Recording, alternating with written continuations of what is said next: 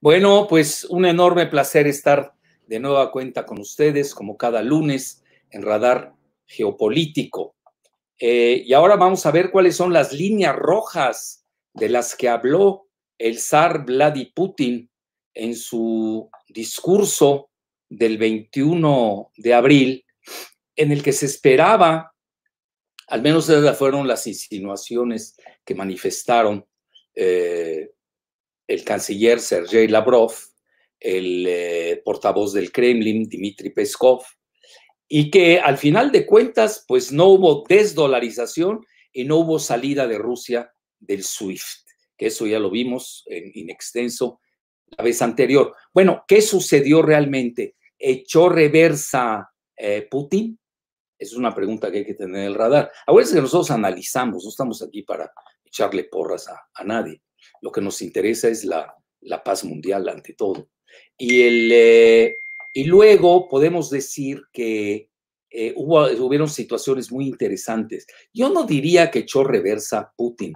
Vean, si nosotros sumamos las posturas el 21 de abril, su discurso del hoy, yo diría eso porque lo es, del ya mandatario vitalicio de Rusia, Vladimir Putin, con lo que dijo 2 días después del, 3 días después exactamente, lo que dijo el expresidente Dmitry Medvedev, que dijo cosas muy fuertes, y que precisamente pudiéramos, pues si lo sumamos, pues para mí, digo, si somos estrictos en el análisis, estuvo mucho más duro, fue mucho más severo que la hipótesis de que si se hubiese salido Rusia del sistema de pago SWIFT o hubiera optado por la desdolarización a favor del ciberyuan, que todavía está en fase de experimentación. Bueno, dicho esto, ¿por qué les digo que estuvo, para mí, fue mucho más duro, si leemos bien? Ya al final de su discurso del zar Vladimir Putin ante la Federación Rusa, al final, la frase final, pues arremetió contra el intervencionismo de Occidente. Yo no sé por qué insiste mucho en Rusia en decir Occidente, o realmente el problema es con Estados Unidos, ya que a mi juicio también, Alemania es mucho más cercana hoy a Rusia, Francia está en una situación intermedia, pondría yo, Italia también, y pues son las principales potencias europeas. Hablo de la Unión Europea porque ya Gran Bretaña se salió mediante el Brexit. ¿Y por qué fue muy duro? Porque sí habló y amenazó de que ya no aceptaría Rusia, pues yo diría el síndrome Ucrania o el síndrome Yeltsin con Gorbachev. Yo creo que en Occidente, para usar los términos de Rusia, no están leyendo bien al zar Vladimir Putin. Nada más que aquí el problema es que un error y ya estaríamos ante una tercera guerra mundial nuclear. Que de hecho la tercera guerra no va a ser como la primera y la segunda guerras. Va a ser, bueno, ya de hecho ya empezó. Si nosotros vemos la guerra de propaganda negra que los medios occidentales le pegan con toda Rusia, bueno, decimos ya nada más que falta. Luego cuando oímos al mismo Biden decir que el presidente ruso es un asesino, que yo ya di mi hipótesis de que se lo empinó George Stephanopoulos, quien fue pues, un empleado de Bill Clinton y ahora es un conductor de ABC News en Estados Unidos, porque lo indujo, lo empujó en su pregunta. Yo creo que ahí fue un acto perverso de Stephanopoulos, obviamente inducido también y recibiendo órdenes de sus amos, los Podesta, sus pizzas, ya saben todo lo que sabemos de los Podesta, etc. Y fue empleado Arturo Sarucán Casamitjana, por cierto, de ellos. Imagínense un ex embajador mexicano, bueno, él era calderonista, castañedista, aceptar ser empleado de los Podesta. Cero dignidad. Bueno, ese no es tema. Y luego, obviamente, de los Clinton. Entonces, vean, lo que dijo Putin fue muy severo. Señaló que se estaba dando el mismo caso que Ucrania, cuando derrocaron vía un golpe de Estado, cito al zar Vladimir Putin. Ya saben que aquí hay dos lecturas, ¿no? Cada quien opta por la que quiere. Yo, por ejemplo, que he seguido este tema desde hace mucho, Victoria Nuland, que hoy es subsecretaria de Estado, ella misma aceptó que utilizó 5,000 millones de dólares para desestabilizar al gobierno de Yanukovych, que fue legítimamente elegido y que fue derrocado por los famosos eventos de Maidán, etcétera. No quiero ahondar a eso, pero sí derrocaron al presidente, eso es real. Y Putin habla en esos términos que fue un golpe de Estado y hace alusión a lo mismo que se estaba ahora dando con un presunto golpe de Estado en Belarus. Ustedes saben, la capital es Minsk, ahí, y ahí está Levtuchenko, que es el presidente, que incluso lo iban a asesinar. Bueno, ¿por qué es importante que haya citado esto Putin? Si ustedes ven bien las fronteras de Rusia, sobre todo en la parte occidental, sí tiene zonas vulnerables, como lo es para Estados Unidos lo que se llama su soft belly, su bajo vientre, así se le conoce, que es el Golfo de México. Eso hay que entenderlo bien. Entonces, las dos fronteras, yo diría, muy sensibles que tiene Rusia, con Europa sobre todo, son Ucrania, que de hecho, pues ya hay un pedazo de Ucrania, que Ucrania realmente ya tiene una binacionalidad, hay que decirlo abiertamente, uno analiza bien. Hay una parte, la de Kiev, que es, aunque ahí se funda la entidad rusa, la Rus Kiev. Bueno, pero ya todo el mundo se olvida de la historia, estamos en el siglo XXI y estamos hablando de nuevas correlaciones de fuerza. Entonces, hay una parte, sin duda, que es eurófila, más eurocéntrica, y hay la otra, que es la de Donbass, Lugansk, Lugansk, toda esa parte, que es rusófila y rusófona. Pues es la realidad de Ucrania. Y de hecho, pues ya se fracturó. Rusia retomó lo que le pertenecía, que era Crimea, y luego, pues ahorita está la región esta de Donbass, en donde, pues ahora estuvieron a punto de entrar una guerra. No me voy a meter ahorita quién es el bueno o el malo, yo no opero así, pero vamos a dejarlo así. Estuvieron a punto de entrar una guerra con el comediante literal, a eso se dedica. Zelensky, imagínense a Broso de presidente de México. Eso es Ucrania hoy, desgraciadamente. Y curiosamente no hay que ser tampoco tan lineales. China tiene una embajada en Kiev, es decir, ellos saben su propio juego, etcétera, etcétera, pero tiene la parte sensible donde sí va a dar yo, esa es mi muy humilde interpretación del discurso del zar Vladimir Putin, en Belarus. Pues vean ustedes, ahí Giselita me puso el mapa, pues nada menos, Belarus tiene una frontera exquisita con Rusia y además están los dos países bálticos con los que tiene frontera, que son Estonia y Letonia. También hay un enclave que se llama Kaliningrado, que es, cuya capital es la antigua Königsburg de la antigua Prusia, donde nace el máximo filósofo para mí de Occidente, que es nada menos que Immanuel Kant.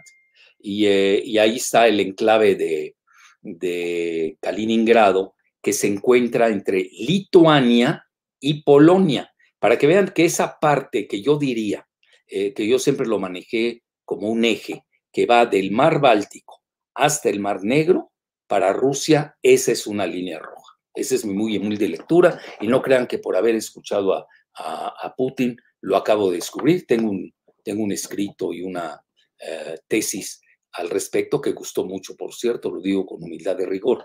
Vean muy bien, mar Báltico, júntenlo debajo de Ucrania, donde está el mar Negro, que se volvió pues un mar hoy exquisitamente hipersensible, en donde por fortuna iban a entrar dos destroyers de Estados Unidos y por fortuna dieron reversa. Y eso pues para no calentar más la situación en Ucrania, hubo una llamada del presidente Biden a, a Putin. Ya ya empezó a disminuir la tensión, etcétera, etcétera, pero sigo con las líneas rojas. Otra línea roja de la que pudiéramos hablar, que pondría Rusia, no me voy a meter ni a la de Noruega, aunque pertenece a la OTAN, ni a Finlandia, que Finlandia, de hecho, siempre se ha hablado de la famosa finlandización, opera en forma inteligente y neutral, como que no se mete en líos que no le competen. Porque vean, hoy Rusia no es la Rusia de hoy, con Vladimir Putin en 2021, no es la Rusia de Yeltsin, de la que literalmente se pitorreó Clinton, ni es la Rusia de Gorbachev, de que era excesivamente ingenuo. Hoy ya por algo llega al poder Vladimir Putin, precisamente en diciembre de 2019.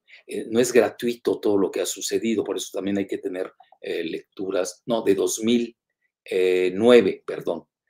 Putin, realmente de hecho podríamos poner a partir de enero del 2020, cuando entra todo el grupo de la antigua KGB, pues a rescatar a Rusia de los cementerios, a la que realmente los errores tanto de Yeltsin como de Gorbachev la habían inducido. Yo creo que si siguen con esa lectura, se van a equivocar en Estados Unidos. Otra cosa, yo diría que si siguen con la lectura de lo que pasó en Ucrania hace algunos años, también se van a equivocar. Hoy la Rusia de 2021, y lo dijo abiertamente el zar Vladimir Putin, que no es muy cacofónico en sus bravatas de cantina barata, como suele la propaganda negra hacerlo, por desgracia en Occidente, es parte de su panoplia bélica.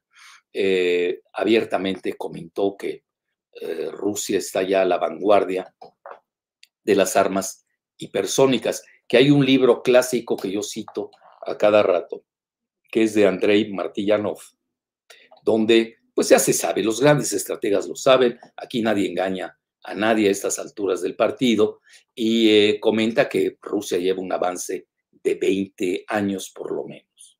Es decir, son indetectables las armas hipersónicas. Y ni Rusia, ni China y Estados Unidos hoy están a ese nivel. Y obviamente se sintió muy acosada a Rusia, vieron que la misma técnica de derrocar a Yanukovych con Poroshenko, precisamente en Ucrania, y ahora colocar a este comediante Zelensky, pues ya no lo iban a aceptar. Esa es otra línea roja que más que nada versa sobre la propaganda negra de Estados Unidos y versa más que nada sobre esos cambios de régimen en la que por alguna razón Estados Unidos opta por una política que yo le llamo inmanente, de que ellos son los únicos que pueden gestar un orden mundial y no cuentan ni Rusia, ni China, ni nadie del resto del mundo. Imagínense una doctrina Monroe global. Imagínense, ya no es América para los americanos, el globo entero para los americanos. Naturalmente no lo aceptan ni Rusia ni China. Y vean, yo de inmediato fui a ver la reacción de los chinos y abiertamente decían que Rusia ya había advertido en forma tajante lo que dijo el presidente Putin, que dijo que su respuesta va a ser asimétrica, oigan bien el término, asimétrica, rápida y severa. La recuerdo muy bien. Asymmetric, porque lo leí en inglés, bueno, leí esto en TASS, no publica mucho en español, publica más en inglés, bueno, al menos yo lo detecté en inglés, puso asymmetric, fast and harsh. Harsh es una palabra muy dura en inglés. Ven, a veces las palabras, las traducciones no llevan los mismos significados que uno a veces desea. Bueno, ahí lo dejaría yo. Esas serían las líneas rojas. Otra línea roja, se las comento, que es similar al soft belly de Estados Unidos en el Golfo de México, pues es el Cáucaso, que ahí cuando entró Putin al poder, pues ya lo estaban calibrando y le organizaron una guerra islámica en el Cáucaso, que muchos la llaman, bueno, incluso Brzezinski así le llamó, los Balcanes euroasiáticos. Hoy pudiéramos decir que está tranquila ahí la situación.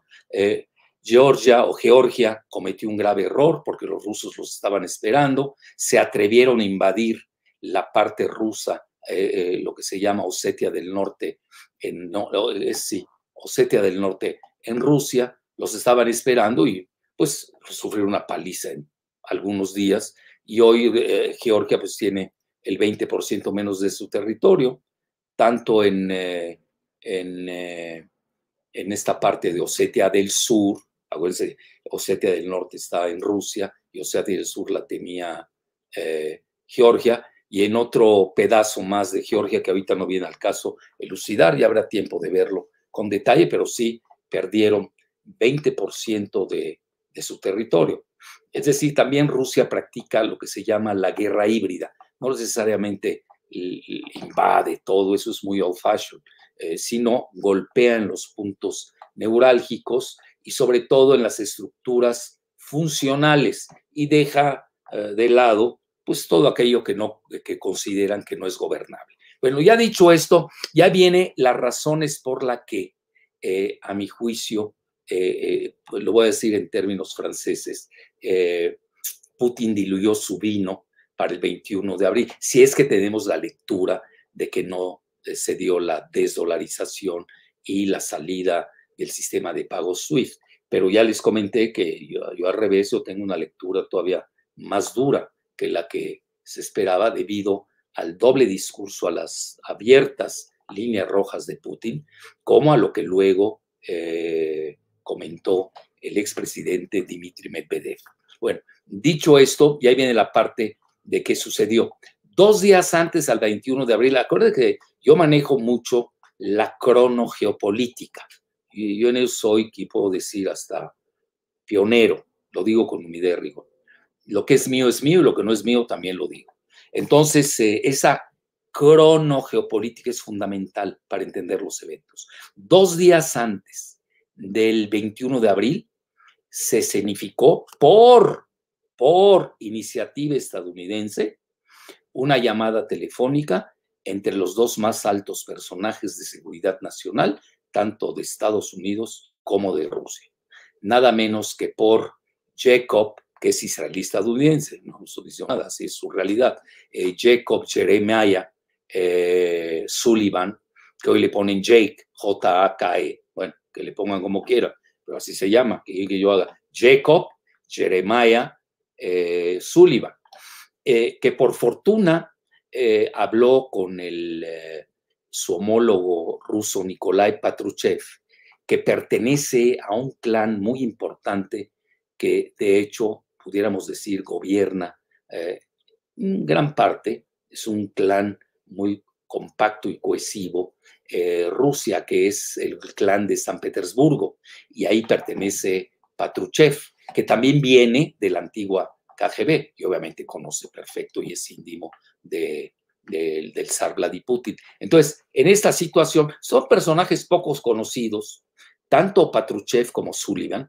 pero son los que operan, son los cerebros que o les hace caso o no sus respectivos presidentes. Y aquí se dio la llamada, dejemos de lado, yo no quiero atizar el fuego, lo de que le había llamado antidiplomáticamente, yo creo que se pasó de tueste en eso Biden, la llamada cuando le dijo que era un killer, ¿no? Que era un asesino.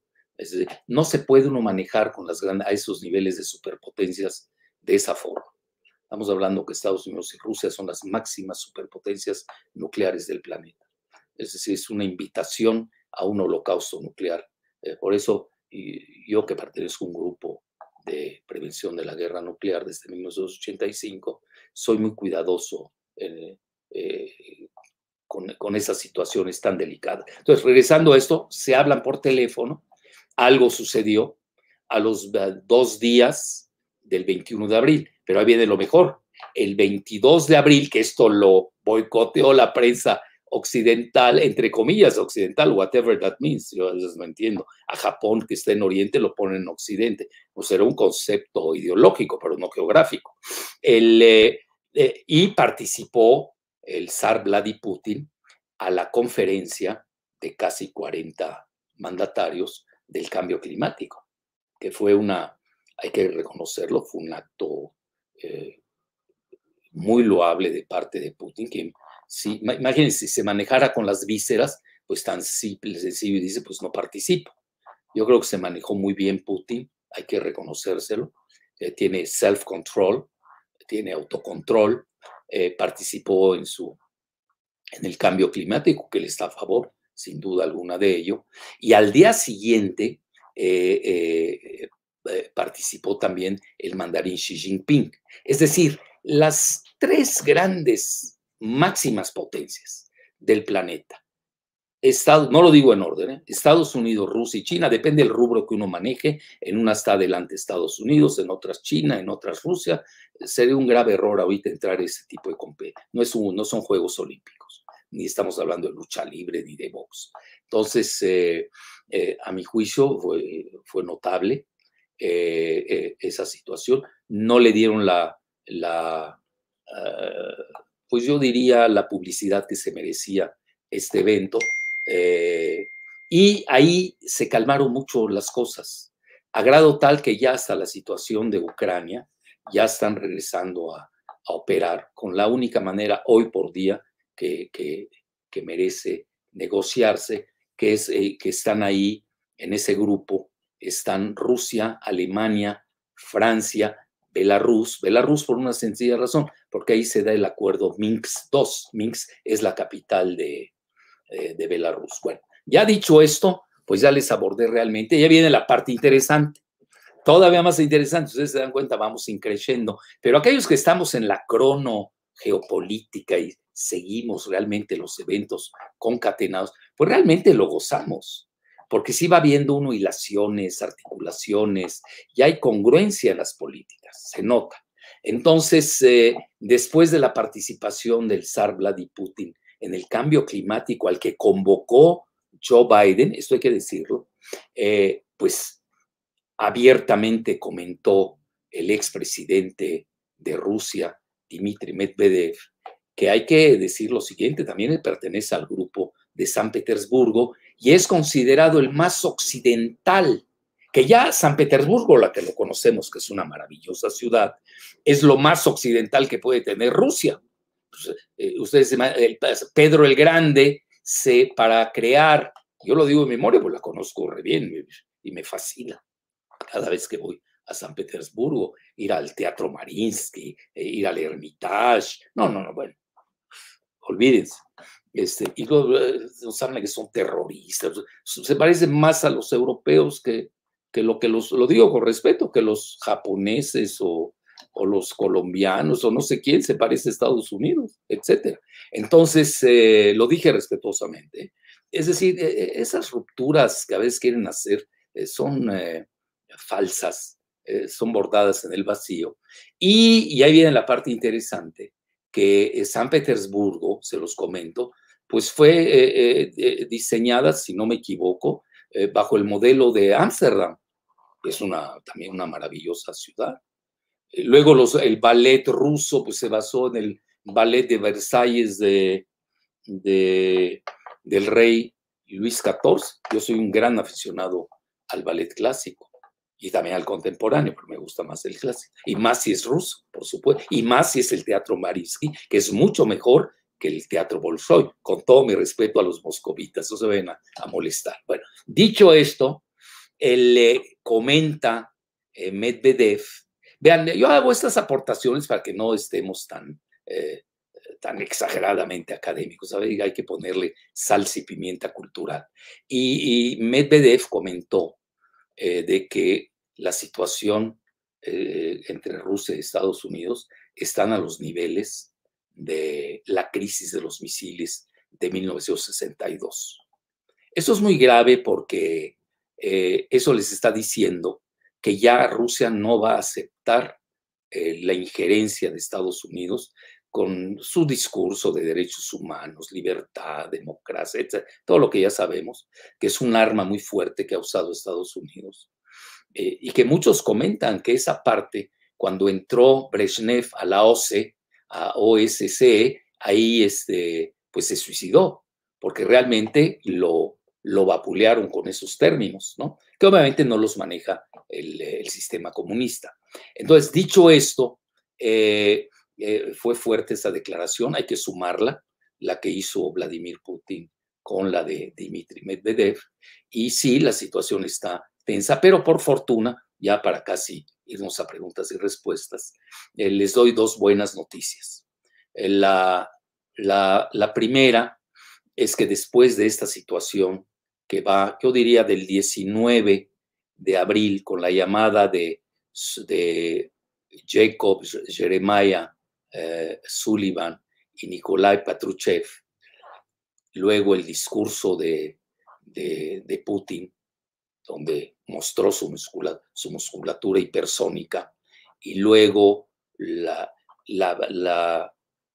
presentación de Putin, que aceptó concurrir virtualmente a la cumbre del cambio climático, que hay que reconocerlo, fue un acto de gran magnanimidad y que exhibió el self-control, el autocontrol que tiene el presidente ruso. Que obviamente en un holocausto nuclear salen perdiendo las poblaciones de Rusia y de Estados Unidos, quizás hasta de China. Y no lo digo yo, lo dice la candidata del Partido Republicano, Tulsi Gabbard. Gabbard se escribe G-A-W-A-R-D, que decía, bueno, qué locura, por Ucrania nos vamos a perder gran parte de nuestras ciudades estadounidenses. Es real esto, ¿eh? Lo que vas a ver, a mí no me gusta hacer mucho amarillismo al respecto. Incluso Thierry Meyssan, mi amigo, que es un judío francés muy progresista, incluso cuando viene a México llega a la casa de ustedes, tiene un artículo fenomenal que acaba de escribir en Réseau Voltaire, en donde dice los europeos no quieren morirse por Kiev. Pues nadie quiere morirse, ni por Kiev, ni por Donbass, ni por nadie. ¿Qué les pasa? Para eso está el acuerdo de Minsk II, y ahí que participen Rusia, Alemania y también, obviamente, Francia, Belarus. Y yo creo que habría que hacer un Minsk III. Hay que incorporar a Estados Unidos y a China. Son dos grandes actores que no puede uno eliminar de la ecuación de la nueva geopolítica mundial, etcétera. Bueno, ya dicho esto, sería la primera, sigo viendo lo que dijo después de su discurso el 21 de abril Putin, y luego 2 días después, si no me equivoco, el 23, o 24, después de que participó en la cumbre del cambio climático, lo cual obviamente pues le dio una gran estructura a Estados Unidos, porque le permitió ese liderazgo en ese ámbito, también hay que reconocerlo. Se dieron tanto China como Estados Unidos, como Rusia. Y luego viene pues la advertencia fuerte, de la alerta, yo diría más bien, de Dmitry Medvedev. Hasta ahí lo dejaría, ya vienen las dos buenas noticias. Se acaba de dar otra comunicación bueno, ya se dio, se están comunicando, vamos a ponerlo así, Patrushev y Sullivan, lo cual es muy interesante.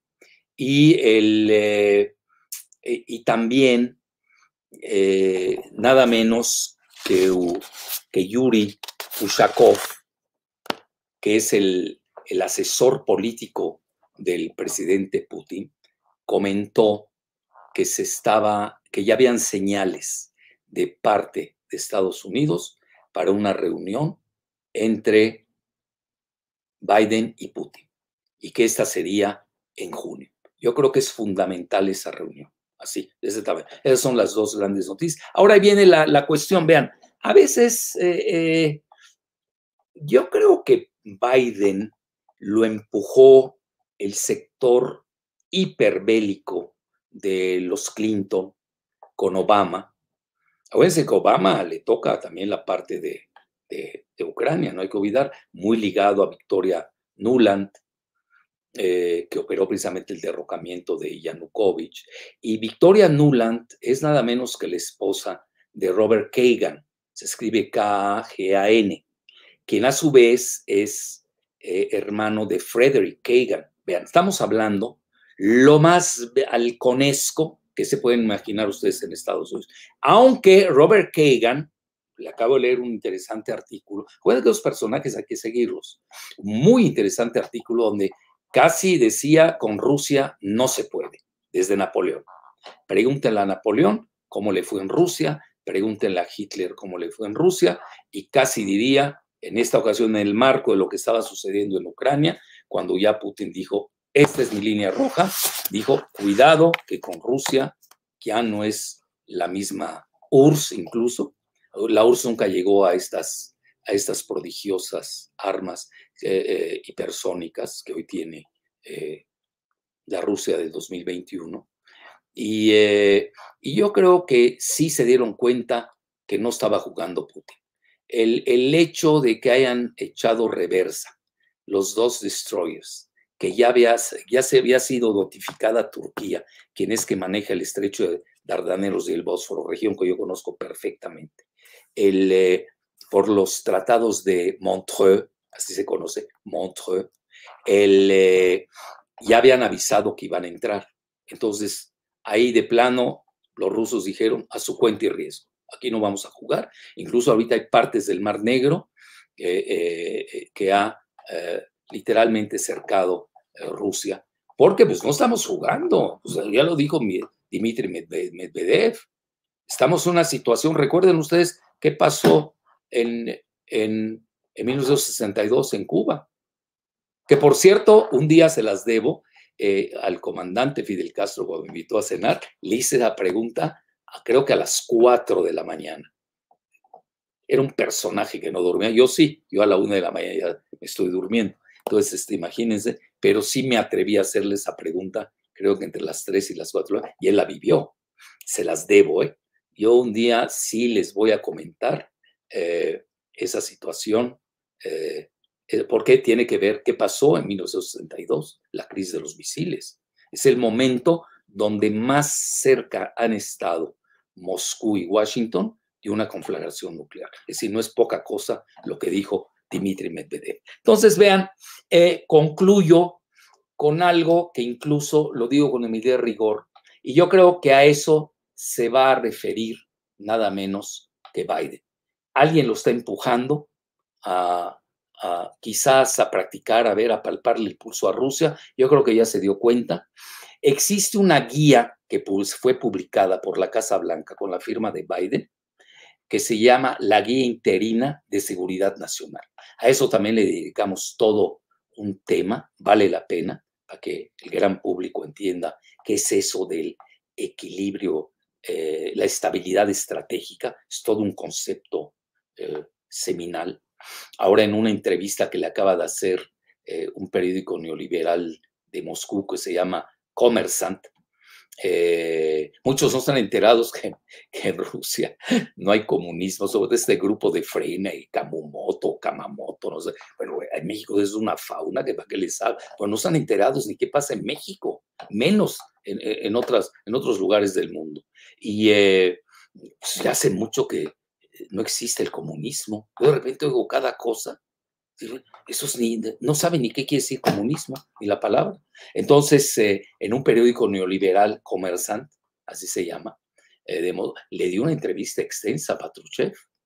Yo hago referencia a ello, lo digo con mi rigor, este miércoles en mi artículo en Bajo la Lupa, y ahí se los recomiendo ampliamente, porque ahí van a entender algunos conceptos fundamentales para ver todo esto, ¿no? ¿Qué pasó del mes de marzo al mes de abril? Algo sucedió.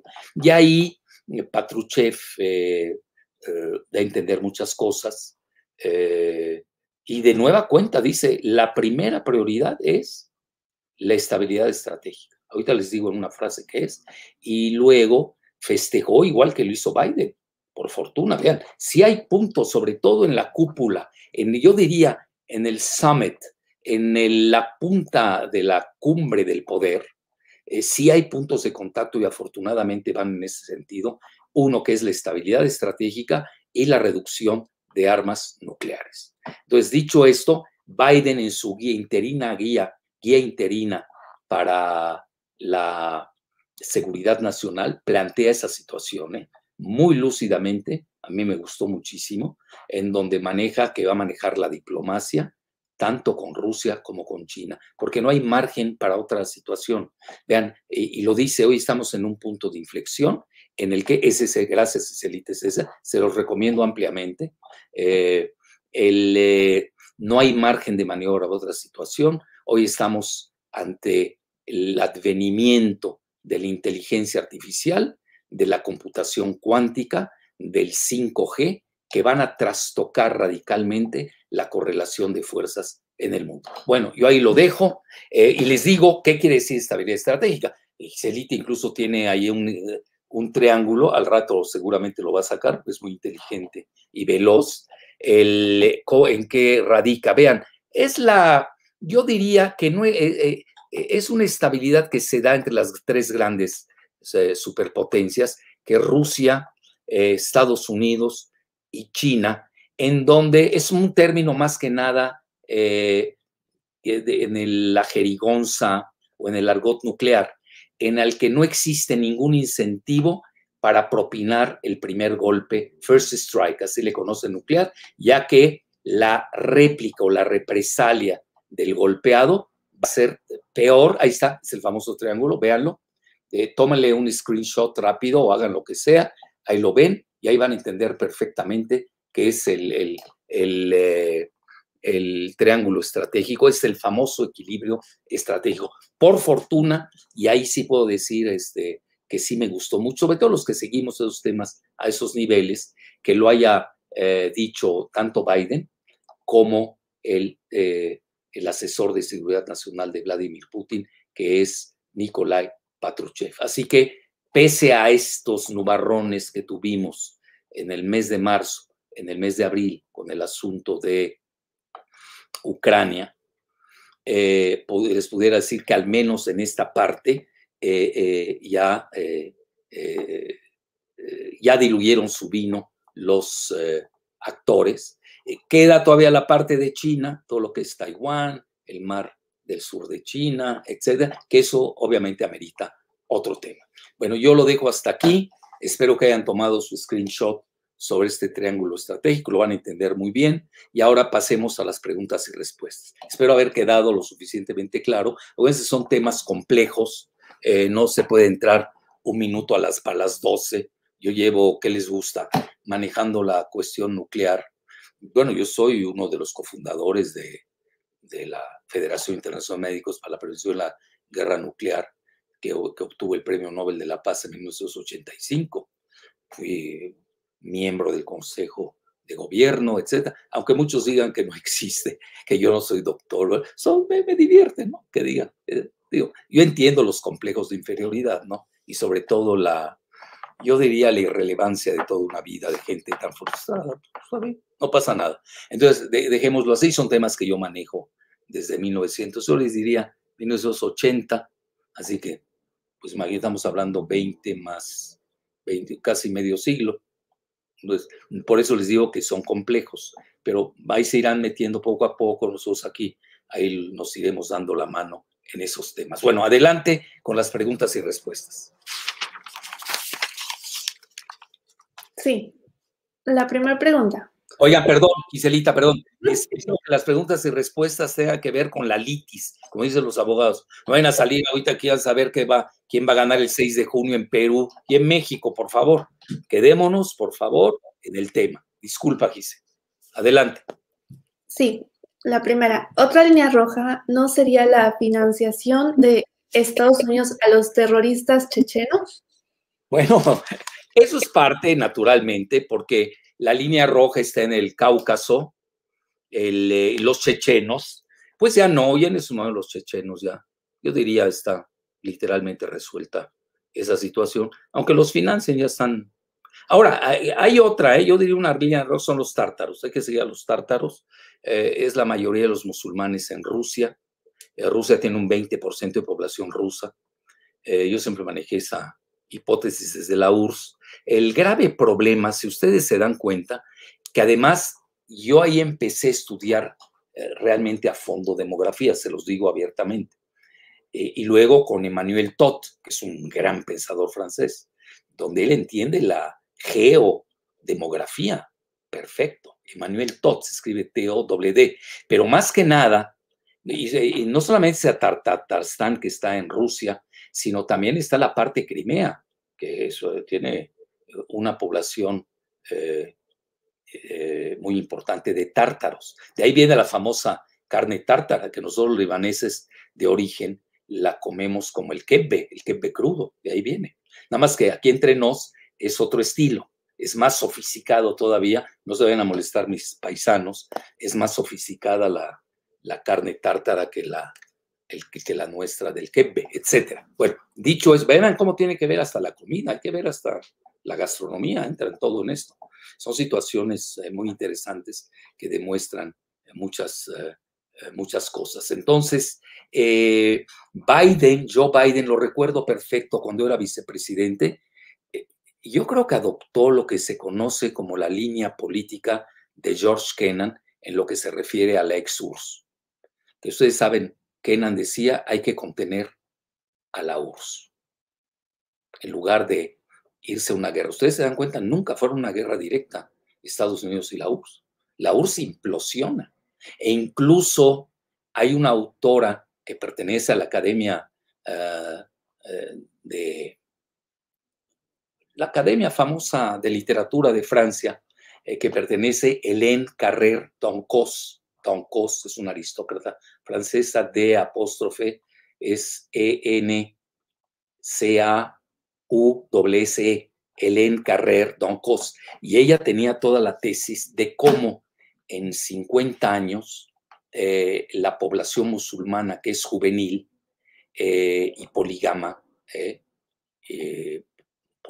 es muy importante, iba a rebasar a la población rusa, que tiene un problema demográfico.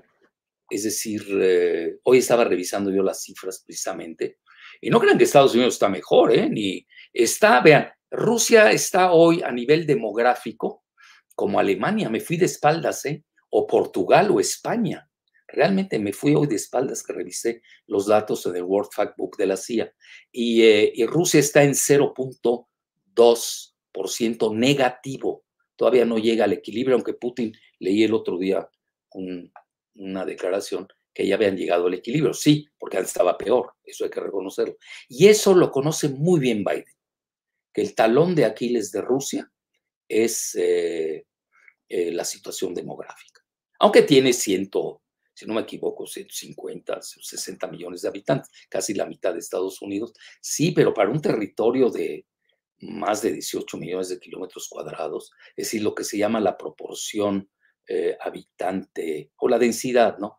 Poblacional, ese habitante por kilómetro cuadrado, pues es de las más bajas del mundo. Ahí sí tienen un problemón los rusos.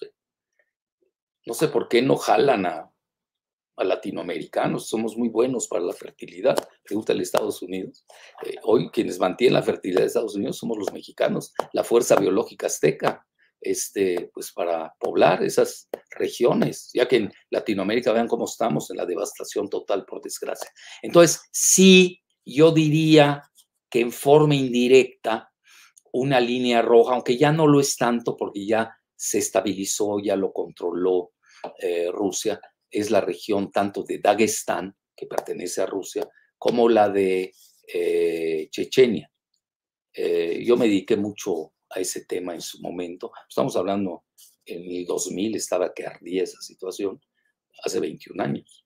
Y sí, es compleja, hay muchas etnias ahí musulmanas, y obviamente Brzezinski siempre usó la carta musulmana para desestabilizar a la URSS, lo cual lo consiguió en Afganistán, no es ningún secreto. Pero muy buena pregunta, pero no la plantearía así en forma tan directa. Yo le daría la vuelta. ¿Ok? Gracias. La siguiente. Ojalá que estén así de ese nivel las preguntas. Siguiente pregunta. Esa línea roja que trazó Vladimir Putin va dirigida también contra las ONGs, muchas de ellas financiadas por Estados Unidos, Canadá y la Unión Europea. Excelente pregunta. Evidentemente es en forma indirecta. Eso es muy buena pregunta. Y así han desestabilizado a Rusia, que ha sido muy ingenua con esa apertura. Los rusos tienen, yo creo que un grave defecto. A veces ya hay que leer La guerra y la paz para entender de Tolstoy. Bueno, no se lo recomiendo, lean el resumen por lo menos. Yo desde mi secundaria leí por fortuna a Tolstoy, a Pushkin, a Dostoyevsky, pues, una de las mejores literaturas del universo, etcétera. Bueno, yo seguía hasta los poemas de Evtuchenko, imagínense, ya para qué les digo más. Entonces, que llenaba un estadio de fútbol de Moscú. Pues es gente muy, muy capaz, muy estudiada, muy grandes científicos, literatos. Yo no sé por qué tenemos que denostarnos de esa manera. Tenemos que entrar a una fase ya de civilización, de biodiversidad de todas las especies vivientes de la creación. Pero excelente pregunta. Rusia no usa esa, tampoco está China. Las ONGs ya se volvieron armas de destrucción masiva, sobre todo las que están financiadas, ya sabemos por quién, ¿no? Ya saben quién es, ¿para qué? No quiero que me censuren, ya saben. Entonces, pero muy buena pregunta. Yo diría que sí, es un arma indirecta. Le ha dado muchos resultados a Estados Unidos, pero ahora ya le conocen ese juego. Tardaron en Rusia y en China en verlo. China lleva una delantera porque ya aprendió de los errores financieros y geoeconómicos de Japón y de los errores de ingenuidad geopolítica de la ex-URSS y de la época de Rusia con Yeltsin y Gorbachev. Muy bien, adelante, Giselita. Siguiente. Además de Ucrania, ¿qué papel podría desempeñar países estratégicos como Azerbaiyán, Armenia y Georgia en la disputa geopolítica entre Rusia, Turquía, la Unión Europea y Estados Unidos? Bueno, ya es cada quien tiene una ecuación diferente, ¿no? Vean, lo de Georgia yo creo que ya está, después de la paliza que le dieron por la ingenuidad de Saakashvili, que perdió el 20% de su territorio, hágame el favor. No se dan cuenta que Rusia maneja perfectamente ese nuevo concepto de guerra híbrida. No necesitas acabar con todo el país. Con que le invadas un 20% funcional, ya con eso lo pones en jaque. Es muy sensible, vean, si quieren le digo, nadie está hablando de la derrota de Armenia a manos de Azerbaiyán en el alto Nagorno-Karabaj. Vean, yo tengo una gran apreciación, así, por los armenios.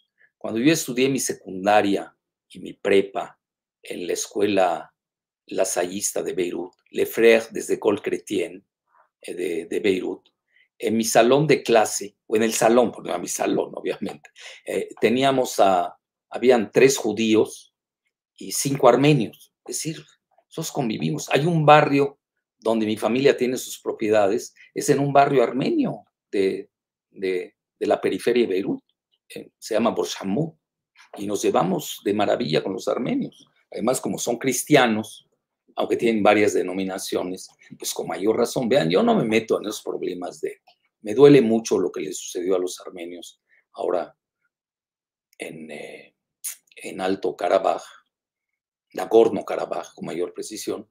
Y ya ahí yo creo que mejor lo dejamos a un tema específico. Ahí Turquía apoyó a Azerbaiyán. ¿Y por qué? Por ese conflicto que tienen entre armenios y Turquía, que viene desde el siglo XIX y principios del siglo XX, que también merece otro video. Es más complejo que esto, pero no es una línea roja no lo veo. Armenia tiene excelentes relaciones con Rusia, la capital Yerevan sobre todo, con Azerbaiyán, por lo que vi ahora en la guerra en el Alto Karabaj, gracias a Rusia se dio el truce, ¿cómo se llama? La tregua o el cese al fuego, no sé si llegaron al armisticio, etcétera. Entonces, es muy compleja esa situación, ¿eh? Pero yo no veo ahí una línea roja, todo lo contrario.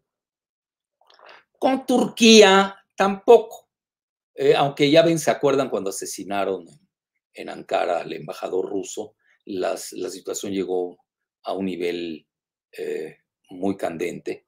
Lo que pasa es que ahí entra en juego la situación en Siria. Ya vean cómo di la vuelta, ¿eh? Cómo di la vuelta. Me fui de Armenia, Azerbaiyán, Nagorno-Karabaj, Turquía, en el Mar Negro, y ahora ya estamos en Siria, en la región de Idlib, que es el norte, que es, bueno, cuya capital era Alepo, que por cierto tiene la mejor gastronomía del mundo árabe, aquellos que les guste la comida de esa región. Y ahí sí hubo el choque entre Turquía, que apoyaba a una facción anti-Bashar al-Assad. Vean cómo cuido mis palabras, ¿eh? Yo no estoy usando la semiótica de propaganda negra para denostar al otro, ¿eh? Y mientras Rusia apoyaba al régimen de Bashar al-Assad, etcétera, etcétera. Entonces, porque yo lo que busco es la paz en Siria, ¿no? Y van a buscar un acomodamiento. Ya se dio la desescalada.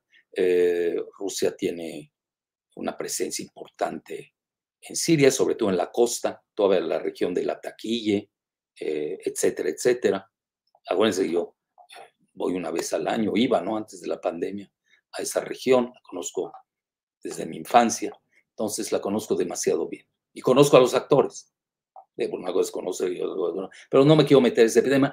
Pero vean ustedes, le di la vuelta, como en algunos puntos hay convergencia de intereses entre los que hicieron entre los actores de quienes habla la pregunta que me hicieron, y en otros pues sí hay divergencia, sin duda. Por ejemplo, con la Unión Europea, vean, Turquía pertenece a la OTAN, nos guste o no, y luego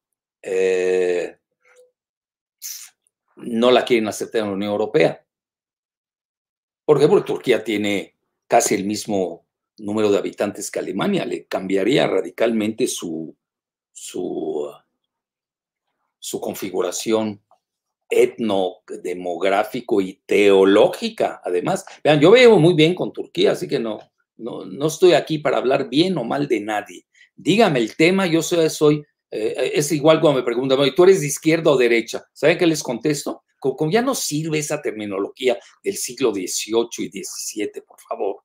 Estos son los términos del rey Carlos II y de la Asamblea Francesa. Izquierda y derecha no han cambiado. Cuando hoy, por ejemplo, tienen ustedes los chuchos en México, que se dicen de izquierda, es la extrema derecha fascista, neoliberal, gangsteril. Imagínense, ¿qué es eso de izquierda a derecha? Ya perdió su significado. Entonces, amigo, pero tú eres de izquierda o derecha, yo les digo, yo uso mis dos hemisferios, el derecho y el izquierdo, ya para acabar. Y hablemos, ya no me gusta tomar partido entre un país y otro, no es lucha libre, problem oriented, igual que Harvard. Dígame el problema orientado, es decir, manejar los problemas específicos y no estar hablando a locas y a tontas. Bueno, la siguiente, de todas maneras fue muy buena pregunta, muy compleja, por cierto, ¿eh? No cualquiera te la contesta en Latinoamérica. Síguele, Giselita. ¿Qué tanta sensibilidad tiene Rusia con sus exrepúblicas de Centroasia? ¿Qué significa aquí sensibilidad? Bueno, ellos manejan un término militar que se llama la periferia inmediata, periferia, así se conoce, lo pueden buscar. Naturalmente, todas las fronteras y sus exrepúblicas, pues mantienen algo, ¿no? En común, eso es evidente. Vean, por ejemplo, en Estonia hay una gran población rusa, poca gente maneja eso. Si uno lee la propaganda negra de, entre comillas, so-called West, de Occidente, whatever that means, ¿no? Lo que signifique, pues vas a acabar en maniqueísmos baratos, cuando muchas veces son juegos muy complejos. No es yo soy el bueno, siempre Estados Unidos es el bueno y los demás son los malos. Es un maniqueísmo ya muy old fashion. Por favor. Vean, tampoco quiero amarrar navajas con Estados Unidos, no quiero hacer tal cosa. Yo ya saben cuál es mi postura. Mi postura es el mundo, el orden tripolar, la estabilidad estratégica, reducir al máximo las armas nucleares. Hoy, por desgracia, están surgiendo las armas biológicas. Ya Estados Unidos ha plantado varios laboratorios biológicos en las fronteras de China y de Rusia. Por ejemplo, una de ellas, solo en 25 países, en una sola, que es Ucrania, tiene Estados Unidos 16 laboratorios biológicos, que es para armas biológicas. Es decir, you are not joking. Ya lo acaba de decir Patrushev, no crean que lo digo yo, el máximo asesor de seguridad. No quiero abonar a eso, no quiero abonar a eso. No quiero abonar tampoco las armas químicas. Aquí, ya lo saben, estamos en un plan de más pacifista que bélico. La siguiente, por favor.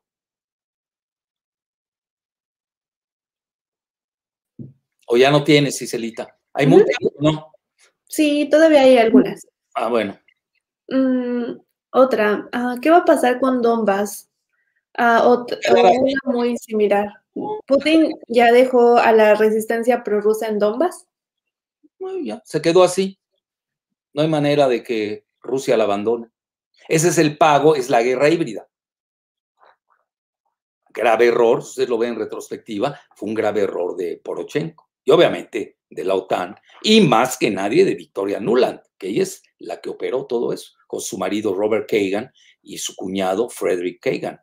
Aquí todos los conocemos, por favor, a ciertos niveles, por supuesto. Yo creo que eso ya está, colorín colorado, Donbass. No hay manera que le entregue Rusia. Tampoco, pero lo va a hacer en forma, por ejemplo, ahorita todavía no lo ha anexado como lo hizo con Crimea. ¿Qué es lo que hizo? Les da pasaportes rusos. Y los de Donbass felices. Está mejor la situación en Crimea que en Kiev. Con eso les digo todo, a nivel económico. Tiene una pésima situación económica Ucrania. Están desmantelando toda su industria, la venden. ¿Y saben cómo le llaman a eso? Ofertas democráticas. ¿Qué tiene de democrático desmantelar su país? Mañana nos vayan a salir con esto los antimexicanos en nuestro país, que esas son ofertas democráticas. Mañana nos sale con eso el GGG González, el Krause, el Loretito, el Aguilar Camín, toda esa fauna antimexicana que quieren desmantelar al país, y eso le llaman democracia. Ya son ofertas democráticas, desmantelar a tu país. Bueno, síguele. Sí, otra pregunta. Referente a Ucrania, ¿será posible que Ucrania en algún momento se integre a la Unión Europea o a la OTAN? Bueno, la OTAN, ellos están buscando integrarse. Esa es la realidad. Pero a instancias de Estados Unidos.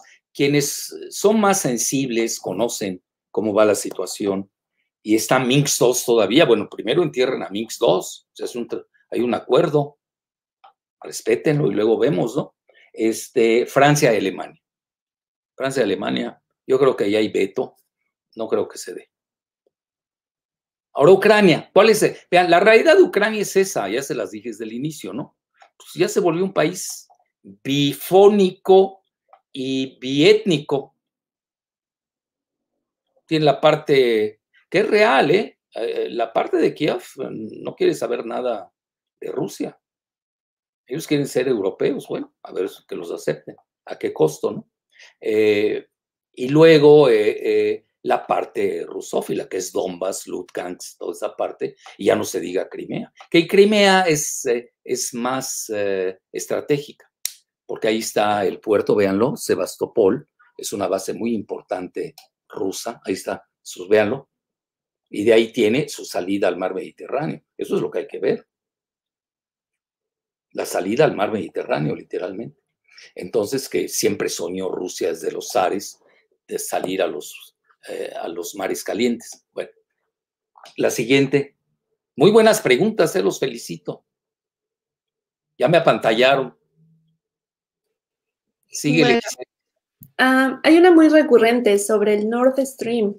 ¿El Nord Stream se puede detener por parte de Estados Unidos? ¿Esto sería cruzar una línea roja de Rusia? Extraordinaria pregunta.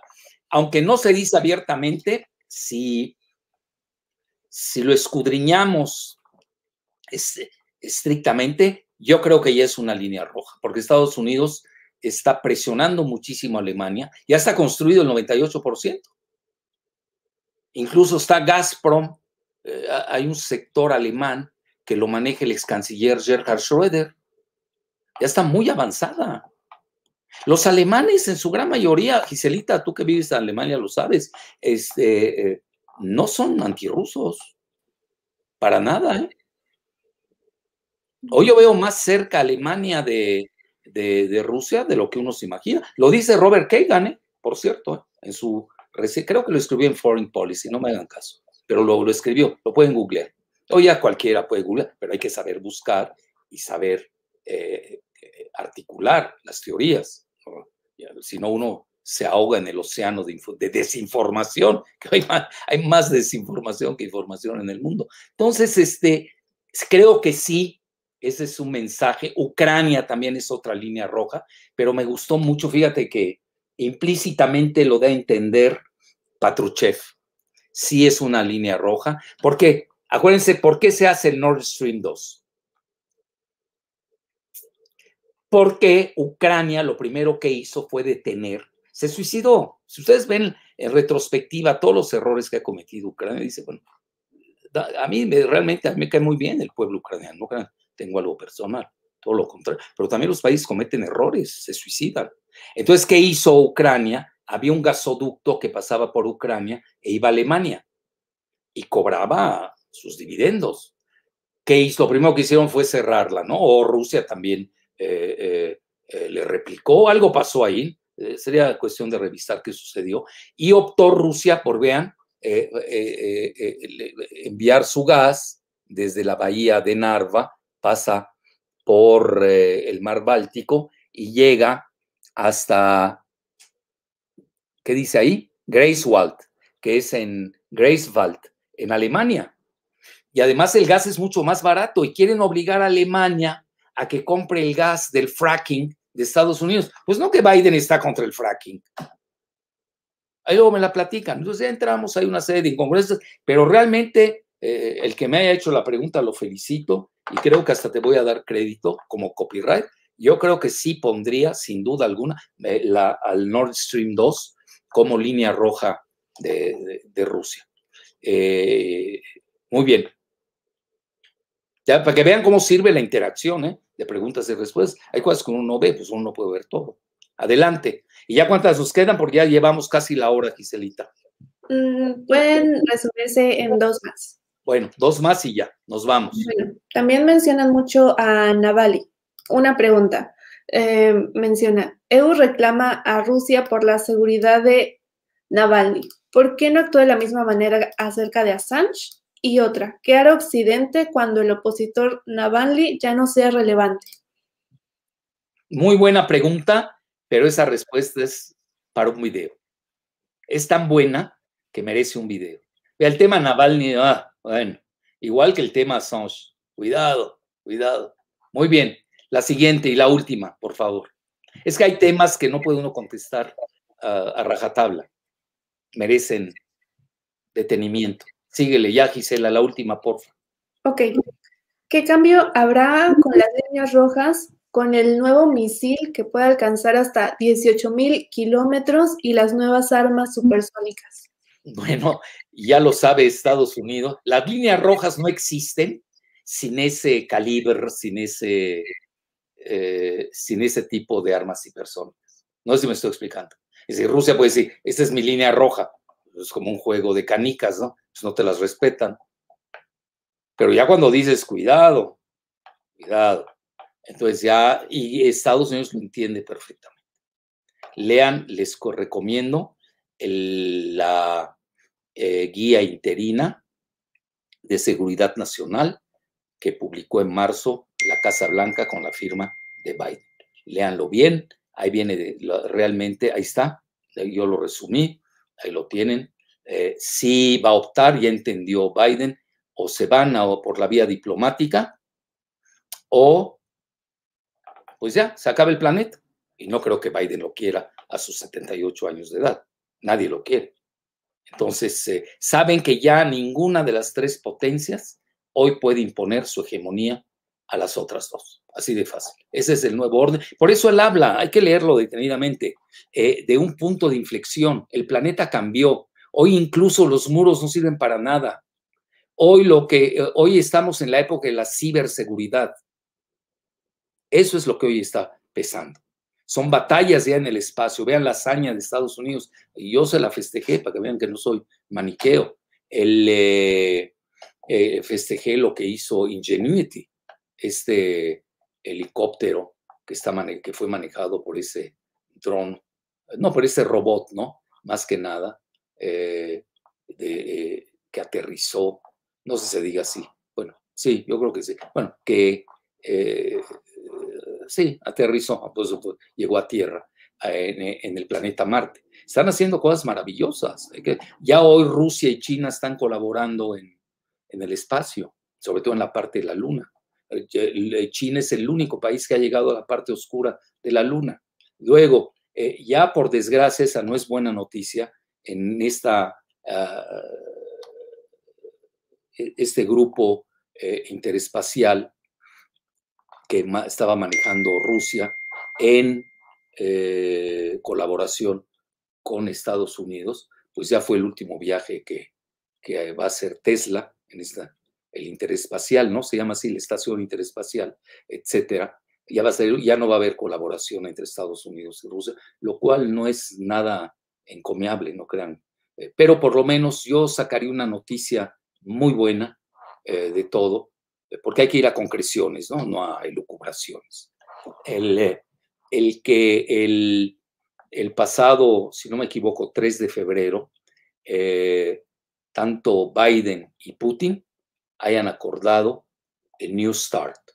El START se llama, más o menos dicho en español, son las armas estratégicas nucleares, su reducción, etcétera. Entonces, el que lo hayan extendido 5 años más es una extraordinaria noticia. Desgraciadamente, este tipo de noticias no llega al gran público.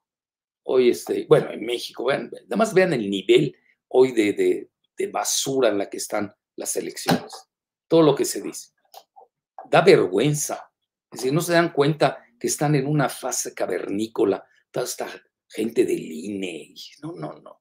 De veras, a mí me da pena que ya tenemos que entrar de lleno a la 5T, entender que el mundo hoy es de tecnología. Si no entramos a ello en México, pues vamos a seguir con estas invectivas de cantina barata, de aldea de undécima. ¿Qué es eso? De verdad, yo ya no leo la prensa en México, se los digo abiertamente, ya me rehúso de aquí al 6 de junio por la tarde volver a leer. No es para nosotros eso. De veras, da pena ajena el nivel de invectivas al que han llegado la porquería de partidos que tenemos en el país. No se lo merece México, se los digo en serio, no se lo merece. No, tuvimos a los famosos sabios, claro, era a principios del siglo XX. Hoy vean los pseudointelectuales que son de quinta, puro chayotero. ¿Qué es eso? Vean cómo están avanzando los países. Vean China, Rusia, Estados Unidos, los avances tecnológicos maravillosos. Y aquí estamos en la invectiva electorera. Me da pena, se los digo en serio. Cada vez que hay una elección en México, a mí me da náuseas, porque lo único que veo es el lado más oscuro de nuestra democracia incipiente. Lamentablemente. Lo tenía que decir, porque sí veo que hay hazañas, veo cómo va el mundo, y no es correcto que a nuestro país lo tengan a ese nivel de cavernícolas. Bueno, hasta aquí, no me hagan hablar de más, hasta la próxima. Por lo menos tuvimos buenas noticias, eso diría yo, para el planeta, que son cosas que hay que seguir, pues son muy finas, son muy sofisticadas, si uno está metido en esto. Yo les dije, yo desde 1980 estoy metido en eso, así que no, tampoco se apantallen en que yo sepa estos temas. Yo fui asesor al más alto nivel de agrupaciones contra la guerra nuclear. Bueno, abrazo a todas y a todos. Hasta la próxima.